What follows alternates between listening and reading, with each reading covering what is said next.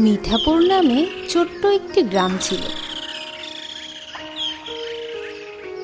সে গ্রামে এক চাষি বাস করত। সে ধান চাষ করত আর খামার করে তার জীবিকা নির্বাহ করত।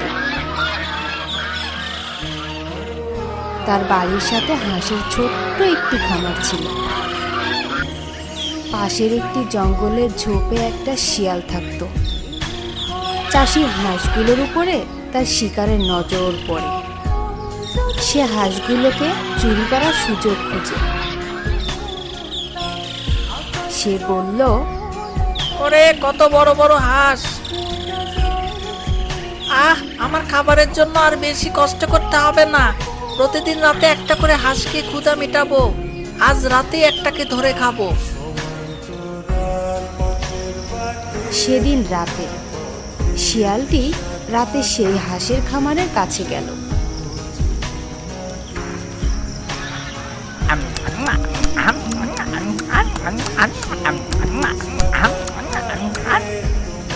ওহ, কি তাজা তাজা হাঁস! আরো একটা ধরে খাই। না থাক, প্রতিদিন একটা একটা করে খাবো। এতে চাষিও বুঝতে পারবে না।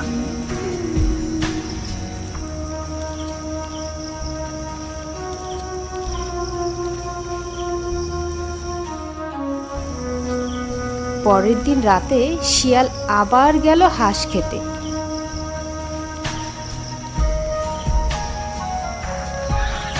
আজ আর এখানে খাবো না, বাসায় নিয়ে গিয়ে আরামে খাবো। শিয়ালটি তার খাবার মুখে নিয়ে বাসার পথে চলল।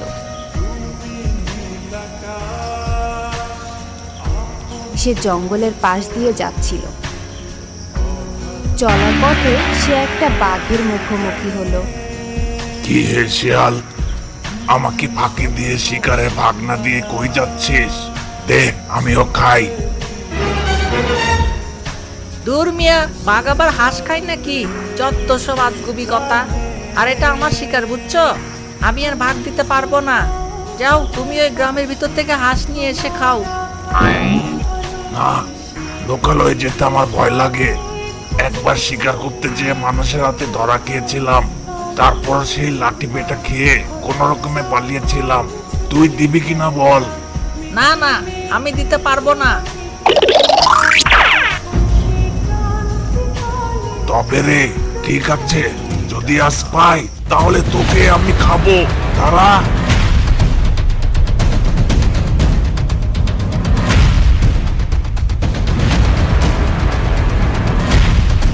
তারপর বাঘটি শিয়ালকে আর ধরতে পারল না। শিয়াল জঙ্গলের মধ্যে পালিয়ে গেল।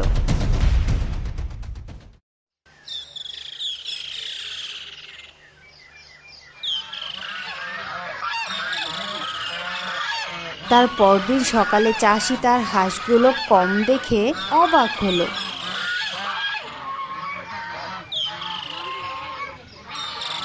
বুঝেছো গিন্নি, প্রতিদিন রাতে একটি করে আমার হাঁস উধাও হয়ে যাচ্ছে। কি করি বলো তো? আমি বলি কি, আজ রাতে আমরা একটু জেগে থাকবো। তারপর দেখি কে আসে। যে আসবে তাকেই আমরা লাঠি পেটা করব। ঠিক আছে, তাই করব।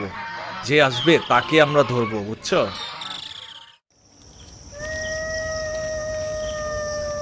তার পরদিন রাতে বরাবরের মতো শিয়ালটি হাঁস চুরি করতে এলো। আর ওদিকে চাষি আর তার বউ ওত পেতেছিল তাকে ধরার জন্য। কি যে মজা! এ যে মেঘ না চাইতে বৃষ্টি। প্রতিদিন একটা একটা করে হাঁস খাচ্ছি।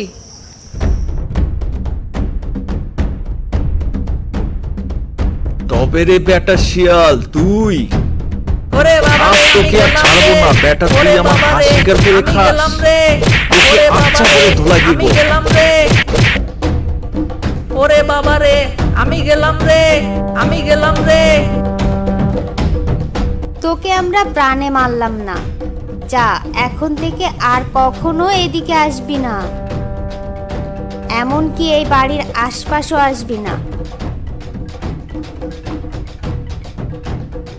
তারপর শিয়ালটি সেখান থেকে হেলে দুলে চলে গেল। সে এই ঘটনার কারণে আর ওই বাঘের ভয়ে এই গ্রাম থেকে অনেক দূরে চলে গেল।